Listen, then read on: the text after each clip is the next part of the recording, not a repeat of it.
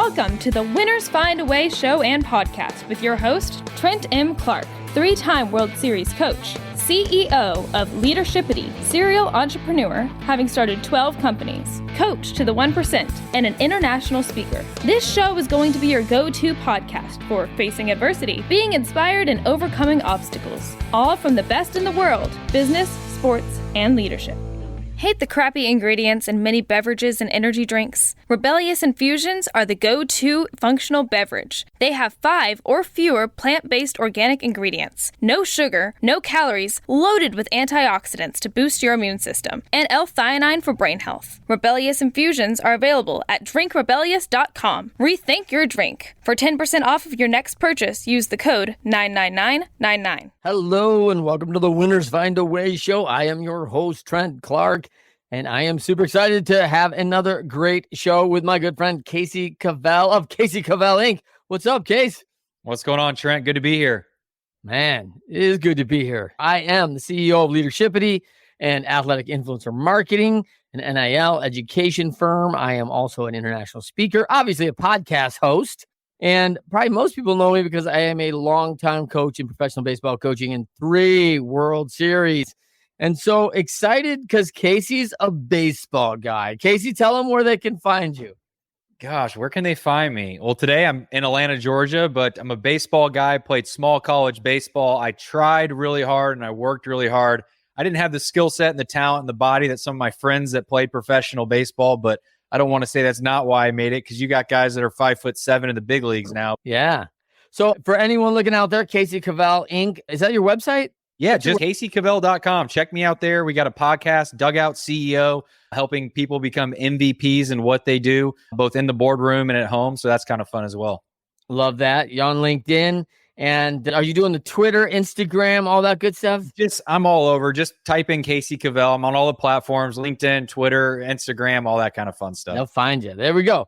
All right. Well, I'm super excited to get going today. A small college player out at Goshen, powerhouse over in Indiana there, Goshen College, of a very small group, but like, hey, man, we were talking about this, like winning a conference title with 15 players is no joke. Being right at the top of it is no easy feat. Yeah, I tell people we're the Florida State of the North, right? And maybe they chuckle a little bit, but yeah, we're in northern Indiana. We're having to shovel snow. We're having to be the grounds crew and the maintenance crew and all of it. I just wanted to play. I didn't want to go sit on a roster of 40 guys, and who knows if I was going to get in the game. I knew I could go there and make an impact, and I took 6 of the guys that I played high school baseball with, and we all went there, and yeah, had a roster of 15 a couple decades ago, and we had a great time with it. That's incredible. I mean, it's just incredible when you talk about, I love some of the Division III NAIA baseball because I absolutely see young athletes, men, women alike, in any sport they choose. They're doing this because they absolutely have a passion for playing. They love to be involved with teams. They're not coming out going, hey, listen, I'm going to star at Nelson Tech, and then I'm going to go on to play for the Golden State Warriors. There is a little reality like, hey, the Big 12, Big 10, Pac-12 didn't call. Like, I get it. But they love the game, being a part of that team. Was that your experience with most of your teammates? I think so. We just love playing. I think it all hit us probably our freshman year where it's like, I don't know if we're big leaguers, but we just love the game. And gosh, I got guys now, I'm 38 now. I still got buddies that are playing in these men's leagues, which I had to give up, right? I was just like, hey, if I can't be really good at what I do, I'm out. But people just love the game. I love that. And I have that too. And, people ask me to play all the time still. I'm like 53 years old, man. I probably don't look 53. So like, people are like, hey, man, just join our over 25 league. Like, hey, man, like, I like actually my arm attached to my body. I mean, I find that really attractive. And after surgery, like, I don't know if I throw a ball hard a few times, if it might just detach at this age. Like, there may be no tendon, ligament left in that whole thing, man. It may be cooked. All right. So this is you get injured in college and you head off to Purdue. You're going to study entrepreneurship there, right? And Sure, you're really, yep. Hey, I want to be my own business owner. Did you know that at a young age? My dad kind of did some things business-wise and had some investments and built some businesses and did some the right way and did some maybe not the right way. And he kind of had the freedom of schedule. So I'm like, I want that. I don't necessarily want to work when I want to work and all that. So it was kind of in my bones. My great-grandparents, my grandparents, they were entrepreneurs. So it's kind of in my DNA. Well, I think the other thing that most people don't see about like ranchers and then in Indiana, farmers are big time entrepreneurs, right? I mean, when you're in cultures like this, they are absolutely buying major capital assets. I don't know if anyone's been down to the John Deere, factory, but like those tractors are not cheap, man. And I watch farmers come in paying hundreds of thousands of dollars in cash to buy tractors. Like it's no joke. You really have to manage your business to stay afloat in that game. Sure thing. Absolutely. Those are some of the smartest people that I know, that they're just down to earth, but they're really smart.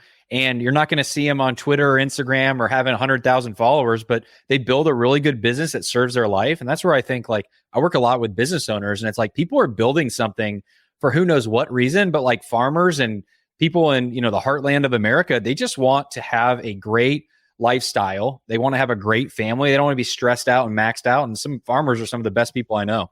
All right, let's take it back to one thing that they know you're a business coach because you bought a bunch of companies, you got a bunch of equity, and over a dozen plus now today. So you are a investor, you are a mentor and a coach and a guide for a lot of people who want to be great. And I love that because as a coach myself, I really just have a lot of honor for that, Casey. So what most people don't know about you, Case, is that when you left Purdue, you got into poker play and became the youngest professional poker player out there on a tour. Is that right? That's it. 2003, I graduated high school. There was this guy named Chris Moneymaker. If anybody remembers, the World Series of Poker was on ESPN. It was televised, and like his name was Moneymaker, and everybody's like, this is great. If he can do it, I can do it. We kind of think that's true, but at the end of the day, it's hard. Kind of like baseball. There's one Jose Altuve out there that's 5'6". Everybody else is 5'6". They just didn't make it. Well, just because he made it, I can make it. And I think a lot of people felt that with poker. And the thing that I did that most don't do, whether it's in business or life or poker, was I just became a student of the game. Most people, they think poker, it's gambling, which it is a little bit, but there's ways to gain an edge, just like in baseball. If you study, if you know your opponent, if you show up, you're fueled, right? You're rested, you're ready, you know the ins and outs of the game. And that's what I did. And I ended up becoming, World Series of Poker, main event, played in it when I was 21 and a couple days old, qualified online for like $100 and lived that Las Vegas lifestyle in my early 20s. And it was wild. I'm glad I don't have to do it again for sure. Like, man, I want to live the Las Vegas lifestyle. Like, I tell a lot of people that after being in, professional sports where I watched 20, 21-year-olds get handed very significant multi-million-dollar contracts, I told a lot of people, like, I don't know how I would have been if I'd have been 21 years old and someone would have handed me a $40 million deal, right? And I'd have been like, hey, Clark's off the reservation over here, man. Like, I could see myself not having, I came from a good family, hope that you think that would guide you and everything else. But man, I knew what was right and wrong. But at 21 years old, money makes some silly decisions of us when we just kind of have it laying around, right? So true. And, I think the winner of that tournament, I did not win it, but got $10 million. And if you would have gave me $10 million as a 21-year-old, who knows what would have happened? And that's where I think a lot of people in life, they're always like, woulda, shoulda, coulda, or what if, or if I would have done this instead of this, like life would be better. And you don't know that. And that's where I think it's just wherever you're at today is where you're at. Whatever's happened to you has happened to you. And although, hey, I wish I would have maybe won, or I wish I would have done this, like, I'm like, it's okay because it turned out, I learned, I met some people, and I'm better for it. And that's allowed me not to get too hard on myself when things don't go the way I want them to go or whatever. Well, I think it's a big deal. And I think there is a real value in the lessons, right? These trials that we have. I mean, I read the Bible. I mean, I love James as he talks about the trials, right? James 1:2, man. Consider it pure joy, these trials, as it shapes you. I got the same verse right on my desk here. James 1, 2, and 3. And you just quoted it. That's awesome. That is cool, Case. I mean, I tell you, it's one of those things. Here's an example to point to. There's like a huge percentage of lottery winners that life goes to hell after they win this lottery, right? Like their families don't talk to them anymore. How come, hey man, you won 80 million. How come you didn't give me one? Like, I paid taxes. I only actually kept like 40, right? Like, it's odd. And I deserve that money. I was a good friend to you. There's a lot of things that change, I think, for people when stuff like this happens, and it's tough. I remember the Garth Brooks song, right? Sometimes I thank God for unanswered prayers. right? Because I'm thinking, oh man, this is gonna be awesome. This is gonna be great for me. This is gonna be great for me. And then, man, you get what you're hoping for and praying for. And that may lead to a lot of temptation. It may lead to divorce. It may lead to all sorts of things, financial ruin that you just don't see coming because this deal's so good. It's got to be good, right, Casey? We're all in and there's no way we could lose all our money, right? Yep, that's it. And some of those things that don't work out the way you want, they teach you the things that you need to be taught. And yeah, God has his way of working things out the right way. Yeah, for sure. All right, so let's talk about winners when shown data that they are losing find a way to win. The quote on the Winners Find a Way show from the 4 Disciplines of Execution. Let's talk about this as a kid. Like, man, did you always know, like, hey, I'm going to own businesses? I mean, you're a young guy. Did you grow up in Indiana? Yeah, I did. I grew up in Indiana and my dad was kind of entrepreneurial. My great grandfather started a very successful food business, right? And gosh, I don't know, 19 something, right? And he passed it on and he passed it on. I think eventually it got to my dad. And I saw him build some really cool, amazing businesses and things. And then I saw some of the things that he didn't work out the way that, he wanted them to work out. And it took a little bit of a toll on us as a family. But I saw the things that worked. I'm like, hey, that's cool. That's fun. He never missed a baseball game. I mean, he was fantastic. He was there for all my things, right? But I also saw some things that didn't work out and some of the challenges. And I said, if I could take the best of what he does and just do more of that, then I'm going to be in really good shape. But it kind of like made me almost unhealthy in a way because I like had to like prove. And in business, it's not, hey, I'm just going to do those things he did well and just keep doing those because I made mistakes. And when you made those mistakes, you get down on yourself, and you get down on yourself, you're hard on yourself. And sometimes you just get to that point where you're just like, I can't do this. I'm going to give up. But thankfully, I was able to surround myself with some really good people in my career, learn from my mistakes, and allow myself to learn from other people's mistakes rather than my own. And I think that's what really wise people do. So I kind of had that DNA of being my own kind of boss per se, kind of in me.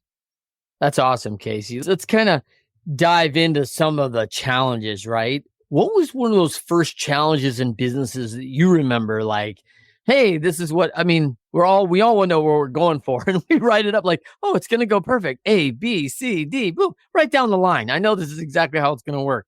And then you get in this. And this is one of those businesses that's probably near and dear to your heart. You're going to do a baseball academy and like, oh, of course, I know this, man. I know this world. I was in these as a kid and I get it. Like, this is going to be simple, turnkey for me. Yeah, I bought a DBAT baseball and softball franchise. They were a younger-ish, and now they have 100 and something locations. But I was, I think, their 7th or 8th franchise. And I bought the license and bought out an existing all sports complex in middle of Atlanta, kind of the Buckhead district. I implemented the business. We built it. And, the first year we did well. Like it was a multi-million-dollar business. We did well, but I was working extremely hard. Now, that first year, I realized I was just working really hard, but not smart. The second year, I started working smart, meaning I didn't know who our customer was. I didn't know the easiest way to serve our customer. I didn't know how to hire the right people. I didn't know how to equip and empower the right people. So I burnt out a lot of people. And what that ended up meaning was I had to do all the work because everybody else was burnt out. They were quitting. They were going and finding something else. So I had to do all the right work. So although we were a successful business on paper, we won Franchise of the Year award. And I think our second year, and there was probably 20 or 25 locations at the time. But I remember like being gone. And when I came back, like nothing was getting done. Why? It's because I did not have leaders, right, that I empowered to do the job. I did not teach them like the system or the process that they needed to be taught in order to do the job without me. So Trent, I burnt out. I mean, I was probably 18, 20 months into it. And I remember telling my dad, I'm like, I just want to lock up the doors because I just couldn't go to work anymore. And it was tough.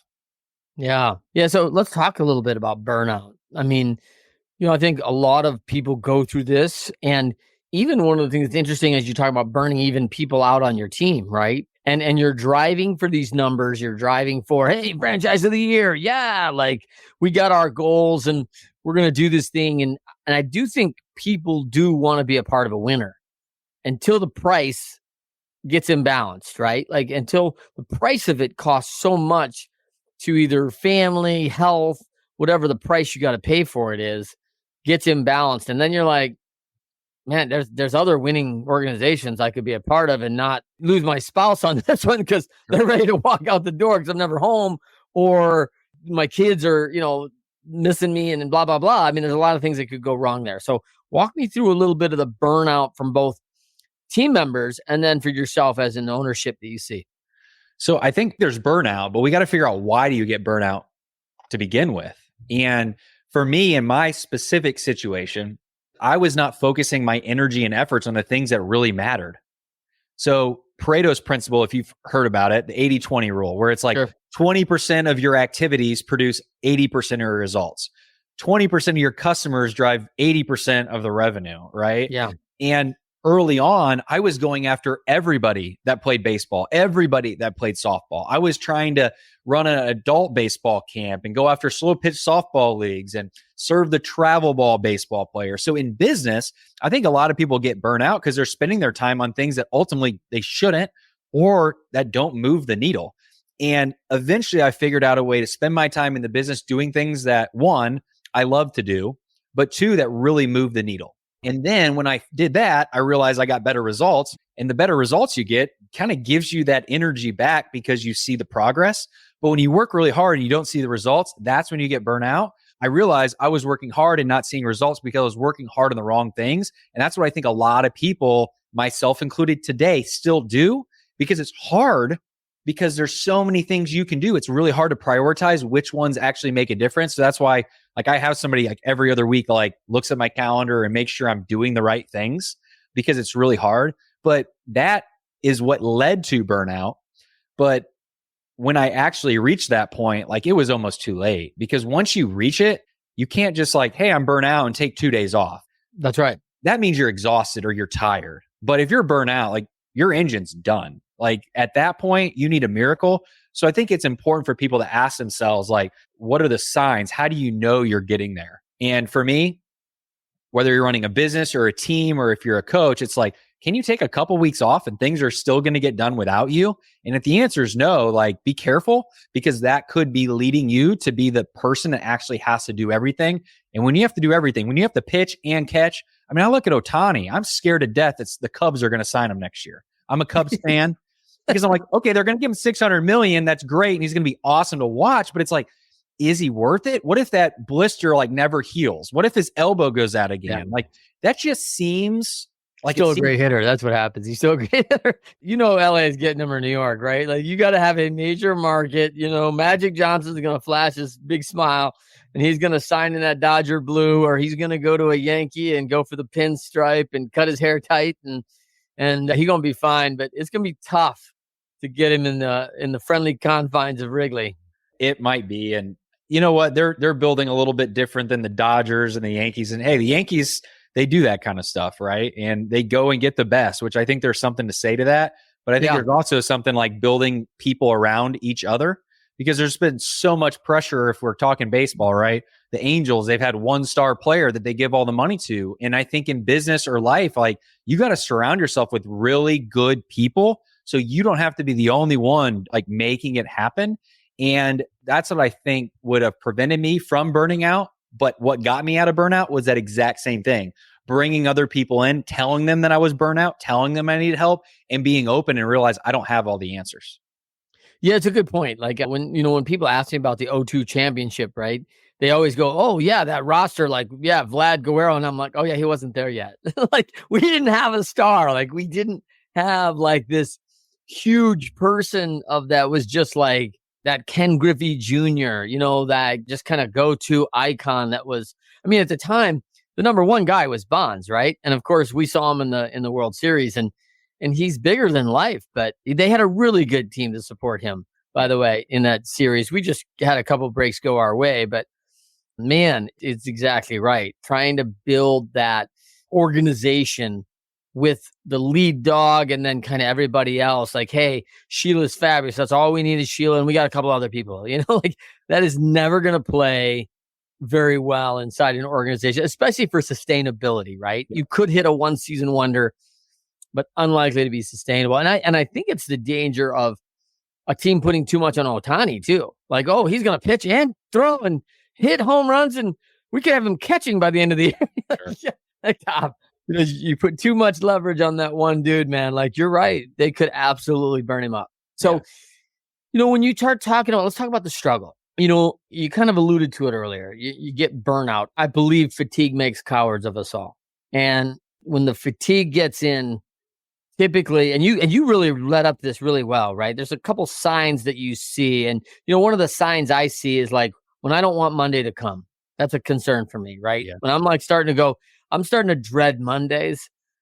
I'm not where I should be because, work's got to start. I contribute to a lot of things in this life. And in order for them to go well, I need to be at my best and I need to be ready to contribute. And if I'm not mentally there and Monday's coming, like, I don't want to do it. Like you say that, I remember reading the thing like, hey, if you say like, you don't want to be doing it 3 days in a row, it's time to look for something else. I was like, wow, 3 days, that's it. Like, hold on, man. So I think the example that you made about burnout, hey, if you don't have someone who can run the show for 2 weeks while you're gone, that's a serious red flag. That is an alarm bell that should be sounding in your ear. Similar to, I would think, like a financial advisor saying, hey, man, if you don't have 6 months put away right now, like there's a little of alarm going on that if anything bad happens, you could be at risk, right? And so that's a serious risk of our mental health, our physical health, our business's health, a lot of things. Anything else on burnout that you think like are telltale signs? Gosh, I think you hit it. I think that Monday thing's good. I actually felt that maybe 8 months ago-ish when I was helping a client and I was a little bit more involved in this client's business. But it was like, okay, Monday's coming. And we had a Monday standing 9 a.m. And I started feeling that like on Sunday afternoon. And I never felt that before. And what that told me is that Monday meeting, either one, I didn't like working with that team. Like it wasn't a value fit because you got to love who you work with or you're going to burn out. Or it's like the work I'm doing on that Monday, like it's not what I should be doing because I don't think you should be doing things that you don't like to do or at least love to do. Now in business as an entrepreneur, you have to probably do some things like you might not want to, but you're at least good at it or you're the only one. But there's got to be like a 70-30. Like 70% of your time has got to be doing stuff that you're good at or you like doing, right? But if you're spending more than 30% of your time on doing things that you're like, you know what, I'm good at it, but I don't want to, or I just don't like doing it, you're going to burn out. So I think that 70-30 is kind of a good balance. Yeah, I love that. I love that. We do that a lot in leadership where we take a quadrant and we have the like line, right? Like here's the like line and we list all the tasks over your month of the things you have to do. And you really have to hone in on like important tasks that you're doing over the month. And this quadrant of this, the top left always is what I love doing, gives me a bunch of energy. And it's probably what you're most famous for, right? Like, oh my gosh, Casey's so good that everybody knows it, right? And then there's the one I'm really good at, also gives me energy. I enjoy it. It's fine. Like it's not what I'm dreaming about, but always like doing it. Fine. Then there's the below the like line. And that bottom left quadrant is the danger zone to me because you're good at it. You don't like doing it. And it takes a bunch of energy. And so here was a story from a couple of years back. We had a COO who was awesome. And the board, I mean, just an awesome operator. I mean, the ultimate implementer. This is the ultimate right hand, just a doctorate in GSD, right? Man, he just got stuff done and it always came out great. I mean, just very systematic process and thoughtful organization to align things. And so he would really work with the visionary and then boom, I mean, he would just make it come alive and it was special. But in the same breath, he'd been doing that very well for 20 years and was like, hey, I think I've earned the CEO role. I think I've earned this chief executive officer and a visionary role. I've got some ideas and that was really great. And so he was in the role about 6 months and they brought me in to work with him and it was not going well. And I had him do that exercise. And I said, okay, here's the thing. I said, you've got to circle the 5 most important things that you have to do that just absolutely required of you. And 4 of them were below the line. Yeah, that'll do it. And I was like, you're going to be fired in like 6 months. And he was like, oh, like, dude, what are you talking about? Like, man, this is like what I've been waiting for my whole life. And I'm like, I totally appreciate that, but no one else is going to tell you when I have to. Like, this is going to continue to suck for you because this is fatiguing you mentally, physically, sometimes morally, right? Because I'm doing things like I don't really agree with, and I have to go out and give the company line. And I'm like thinking, I need to be in the factory making sure widgets go out. Like, I don't want to be talking to the press. It's like, yeah, I appreciate it, man, but it's not going to go. And I got to tell you, the company did one of the best things I'd ever seen. They backed out of it. They really, with a lot of dignity and a lot of humanity, they rolled it back and put him back into a role. And the person they put in that role, they really gave that person a lot more responsibility and put this person on kind of like a 7-year retirement plan to really run it and eventually really transfer that skill to this other person, and a great sustainability and succession plan, and didn't lose this person, which, Casey, how many times have you seen this? And people go, oh, well, it didn't work out. We got to get rid of Stephanie. I'm like, wait, Stephanie kicked butt around here for 25 years. Why don't you get rid of Stephanie? Well, we put her in a new role. It didn't work. I'm like, okay, but like, she kicked butt for 25 years. Why would you stop? Like, everyone loves her, man. Like, and I see that with groups, and I'm just like, what are we thinking? Sure. It's crazy. So let's talk a little bit about that, because I want to pivot to purpose. You've really pivoted really well in your life to, hey, I want to invest in businesses that I want to do work with, and organizations that I'd like to be a part of, and people that share probably your values, and you can see the values replicated and managed daily inside those organizations. Talk to me about your purpose and how that looks today and how you've changed. Yeah, we have a family kind of statement. Have a fun and simple life, put family first, and work as a team. So that's kind of like our family mission statement, purpose. We got a Bible verse, John 15:5, to go along with it. But it's just around like, look, life's complicated. Let's make it simple. This world's distracting. This world's complicated. Let's make it simple. Like, put family first. So that allows me an opportunity whenever I have a new opportunity or a new client or get asked to do a new speaking engagement or whatever. Am I really putting family first? Am I taking on too many clients? Am I taking on too much risk in my investment portfolio? Like, I look at everything through the lens of, am I putting my family first? Now, sometimes that means working 60, 80-hour weeks, but maybe it's the next week working 10-hour weeks and I need to take a 3-day vacation and literally turn off my phone. So I think everybody needs some kind of purpose statement for their business, but also their life. And I realize most people, they have one for their business or value statement for their company or mission statement for their company. But it's like, do you have one for your family? Because I think that's what business is supposed to do. It's supposed to provide for your family. But it's like, if you don't define what your purpose is inside your family first, then how do you know like what kind of business you should have and what are you trying to do? So that's what I try to do. And funny story. So when we looked at have a fun and simple life, we were about to have our second child, and I bought a motorhome after we had our first child because I was like, a motorhome, this is great. We can take it wherever. I can work in the motorhome. We can travel. We can do these things. Well, when baby number 2 came, we were like, that ain't fun and that ain't simple. Traveling around with 2 kids in a motorhome. And we got rid of that thing so quick, right? Because we realized it's not fun and it's not simple, right? And putting my family first was get rid of that thing because my wife hated it. So it allowed us opportunities to think through every big decision, every stress, every struggle, every desire and dream through a lens. And that lens allows us to make decisions. Yeah, I love that. I mean, John 15:5, I am the vine, you are the branches. If you remain in me and I in you, you will bear much fruit. Apart from me, you can do nothing. Nothing. Yep. Nothing. But I love that idea of the team, right? Because we all need one another. I mean, people going alone find out it's an empty island, right? Yep. And it doesn't go well. And I tell you, I have been like, I don't know how many times, and these are self-talk things I look for, by the way, in burnout.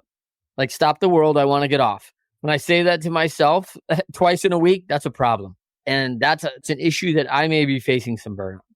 And the other one I watch for in myself is self-talk. Is it Friday yet? Anytime before Wednesday.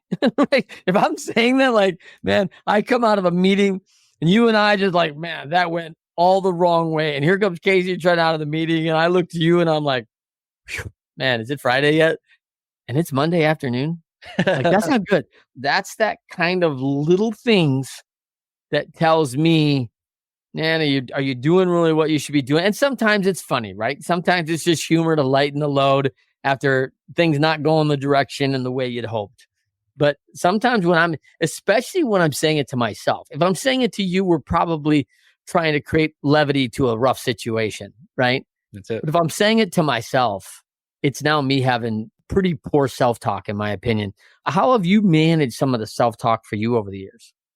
I'm rough with it. It's hard. I'm hard on myself. And I've had to work through that because I think growing up, I was always told like, you're not good enough or you're not. So that truly impacted me to go improve. You got to be good enough. You got to be, but no matter how good you do, somebody else is always better. It's just the way it is, right? It's impossible. It's why Elon Musk looks up to Jeff Bezos and Jeff Bezos looks up to, I don't even know who's above Jeff Bezos anymore. And maybe Elon Gates, because he was there first. That's all. Yeah, but Gates is, was married for 30 years and now he's divorced. I'm like, I don't want to be married for 30 years and in a divorce. And people that have gone through divorce, and I've experienced it now as a son of parents that recently got divorced after 40 years of marriage. I want to live a life not only good in my 20s and 30s and 40s, but forever. So I think self-talk for me, it's the start. Like you got to believe it in yourself first. Right. And you got to talk about that with somebody. Because if you don't deep down believe like I am good enough. I am great. I can do this. Gosh, who's the guy? Thomas. He calls himself the best motivational speaker in the world. So I had a chance to spend some time. I can't believe I don't even remember his first name, but I remember what he said, which is he just said the I am. You have to have the I am statement. I am. And a lot of people answer that question. I am not good enough. I am bad at this. I am this. I am a failure. Well, you're screwed. You're done. Like it is not possible to say, I am not going to be able to hit a curveball here. I suck at hitting a curveball and then hit a curveball. Like you just can't do it. And whether it's a curveball that a baseball pitcher is throwing you or a curveball at life, like I am good enough. I am the best. I am. And once you believe in yourself, it just starts coming out. So why don't people believe that? Why do people have that negative self-talk? I think it's because of other people have said stuff to them in the past. Other things have been done to them in the past. And you got to figure out a way to forgive yourself, forgive others. And this is not something you can just listen to this podcast and just do. But I think the people's past hold them back. And until you deal with some of that stuff, it is impossible. And it took me years of deep coaching and counseling to get through some of the stuff that was said to me. Because you look at all of these people, Trent, that are super successful at this or they're really good at this. You go back and there's patterns and good percentage of people. Well, my middle school teacher said this or my high school coach said this. Oh, yeah. And it's man, they are okay on the outside or they might have the World Series ring or they might have the banner or whatever. But deep down inside, they're still trying to prove it. It's tough. Hey, stop talking about me, Casey. I'm serious. No, I mean, that's it, right? It's always, but I think about that as, is it positive? Is it negative? It's been a driver for me my whole life, right? Because I do look like Altuve, right? And so when I think about that, man, I'm like, hey, if I didn't have that in my life, would I have been as driven as I grew up being, having people tell me, no, you're not good enough. You're not fast enough. You're not strong enough. And I think is that voice, I am not enough. And man, that's a dangerous ground when you start telling yourself that, right? And so, Casey, people look at you, you're super successful outside. Man, you got a beautiful home, beautiful family, everything's tracking. You got an RV for small children. It's awesome, right? And look at this. And you're like, hey, are there days you still fill in that blank? I am worthless to this group right now. I'm not helpful to my family. I'm a bad dad today. Do you still feel that I am with negatives? From time to time, absolutely. Yeah. And when I mean from time to time, I mean from hour to hour. Whatever I read online or whatever text message comes through or whatever I see, that's just the world. But it's taking those thoughts captive, right? And it's what else do I need? And by the way, we got rid of that motorhome. That thing, never buy one. I don't care who you are, unless you're fully retired and have time to be a mechanic. Those things, oh my gosh, because I realized I was not a good RV owner and that was legit real talk. And I got rid of that thing, but sorry about that tangent, but it is no matter what I read or who I'm around, I always have that I'm not good enough because I think that's just the world we live in. The world is always telling you you're behind schedule, you're off track. And it's what schedule are you off? What are you off track of? And that's why my wife and I tried to keep this phrase, right? Have a fun and simple life and put family first and work as a team, because it makes me realize like I am on track. I'm doing good. We do some fun things. We've simplified our life. We've gotten rid of a motorhome. We're almost going to buy a vacation home. We just realized Airbnb, so much easier. No stress, no insurance, no this. If the hurricane comes, I don't care, right? It's okay. It's somebody else's house. Somebody else has to worry about it. Yeah, and I have those. Which I'm sure for a lot of people, they're awesome to have. And I'm sure they could make money, or I'm sure they could afford you a better life. But for us and our lifestyle is just like simplify life, put family first, like enjoy it. I was just out with my daughter the other day playing in those little blue, $15 bath or pools that you buy at Walmart. Yeah. I'm like, she's so happy. Like, I'm going to tell her this is the Bellagio in Las Vegas and this is the pool. Enjoy it. Because she doesn't care. She just wants dad.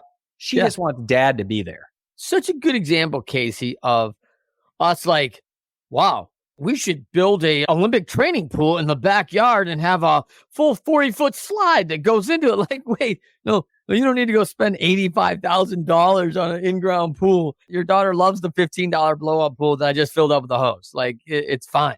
And go build a pool if you have the financial means to do it and it's going to be fun. Go build the stinking thing, right? For me, I'd rather just get a membership at the local country club because I wouldn't even know how to maintain a pool, right?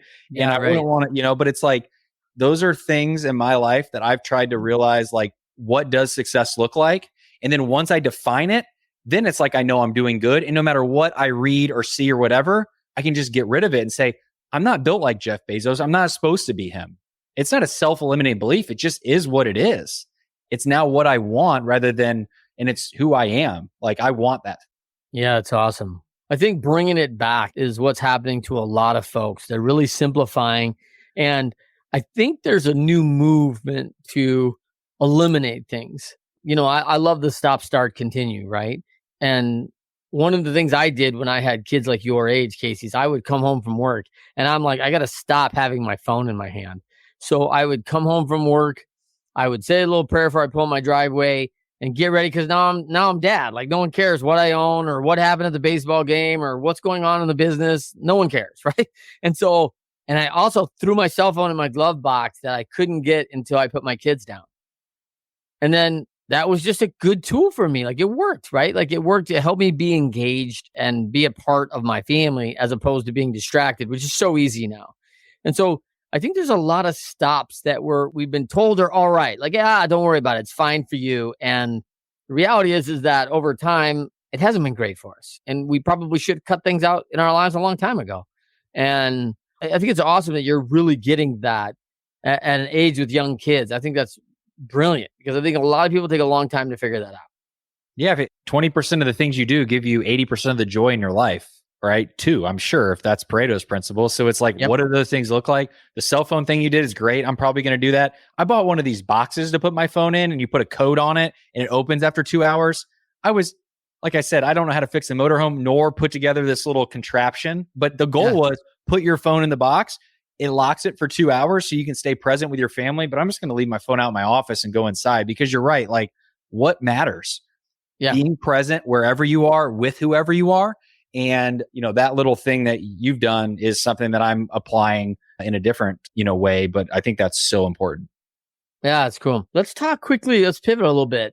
I mean, you see, and you probably meet a lot of people along the way. Most entrepreneurs, founders, people that are in the 1% have gone through some trials.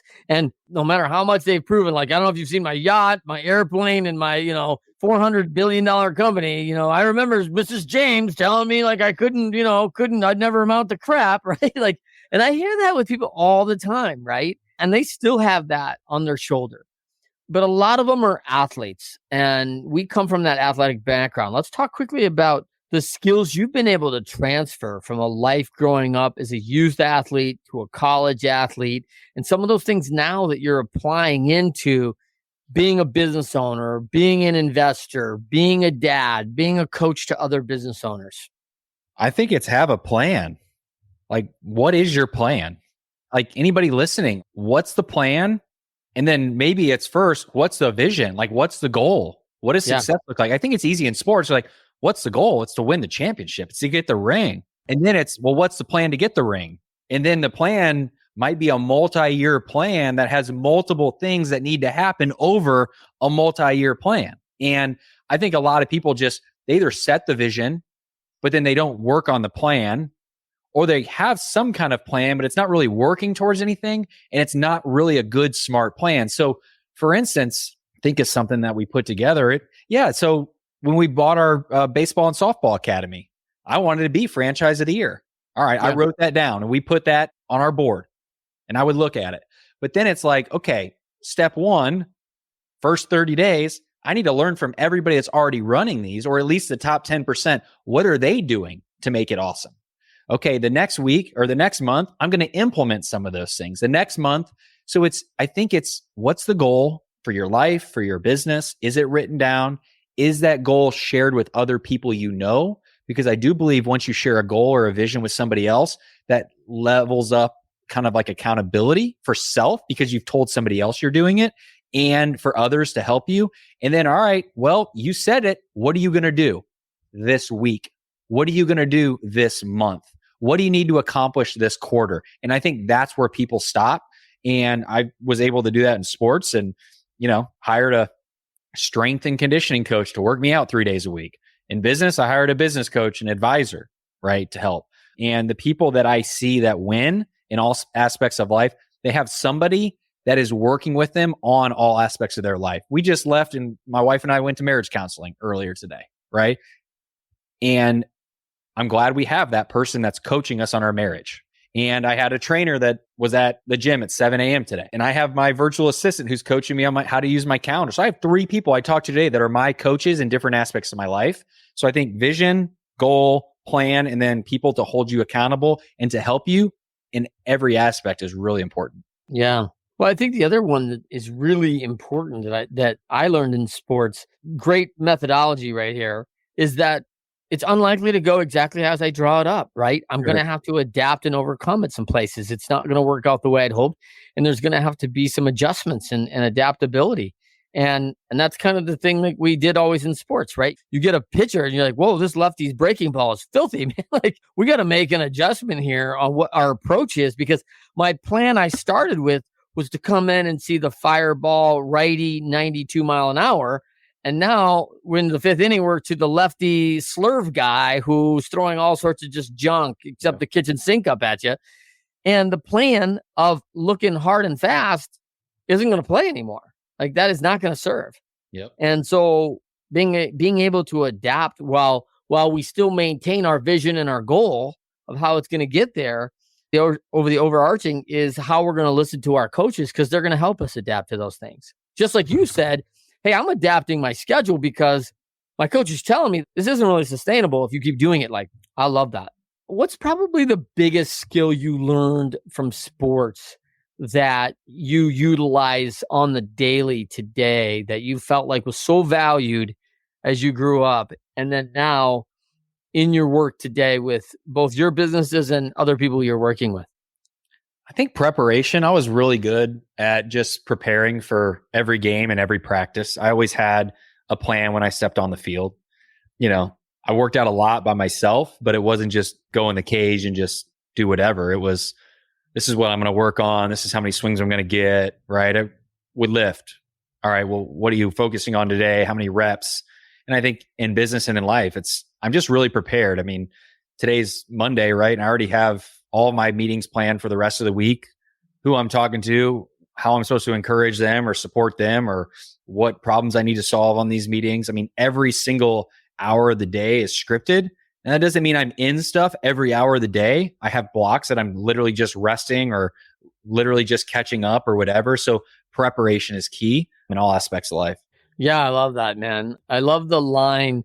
The former owner of the Twins, he wrote a bunch of books, and I'm drawing a blank on his name for a second. Yeah, Google this one for me there, Casey. No, I was thinking of the guy from the movie Little Big League. What was his name? Billy something? Remember that movie?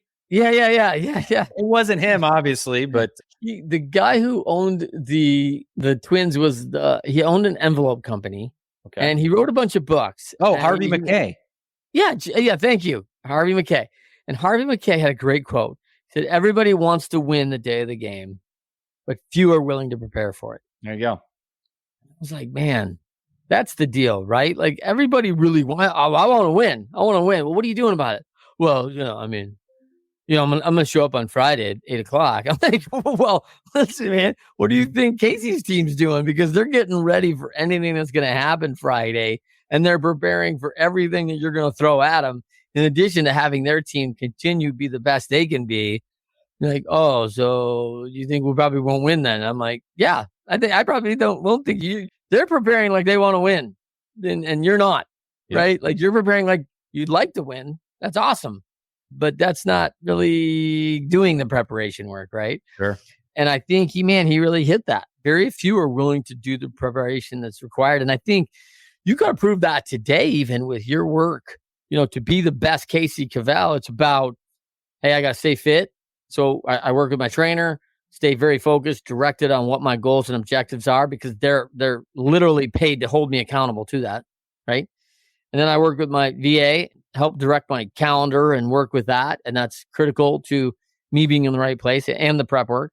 And then lastly, work with the counselor on your personal life and how you're doing that well. And hey, how that serves us and how we can maintain our open relationship and what we're working on and focus and our goals as a family. I mean, hitting on all cylinders, Case, doing it, getting her done. That's why you're the 1%er, bro. That's why, right there.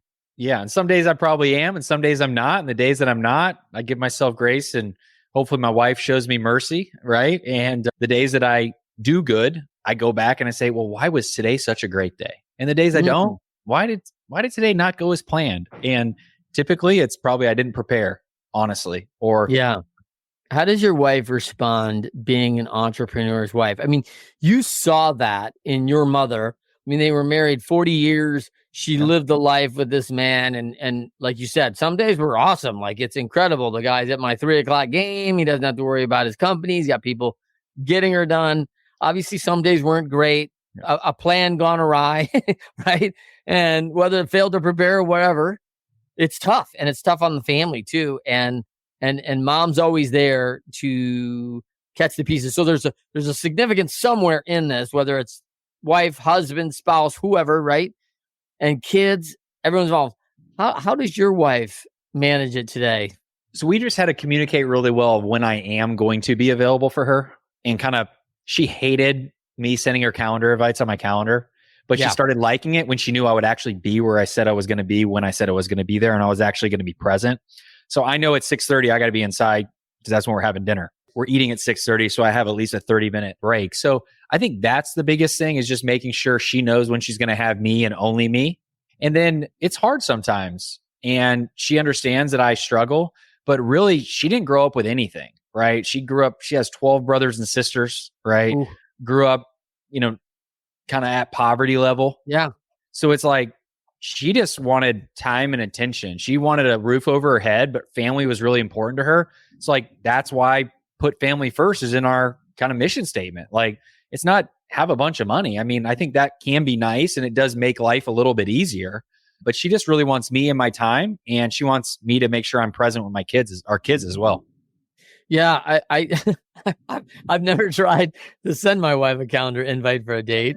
But I laugh because I live off my calendar, right? Yeah. She knows that, and, I tell a lot of people this, I get 95% of my calendar done, right? Because, hey, there's 1 out of 20 things a week that probably gets changed. Something's got to adapt under maybe no fault of my own either. It just happens, right? Schedules change.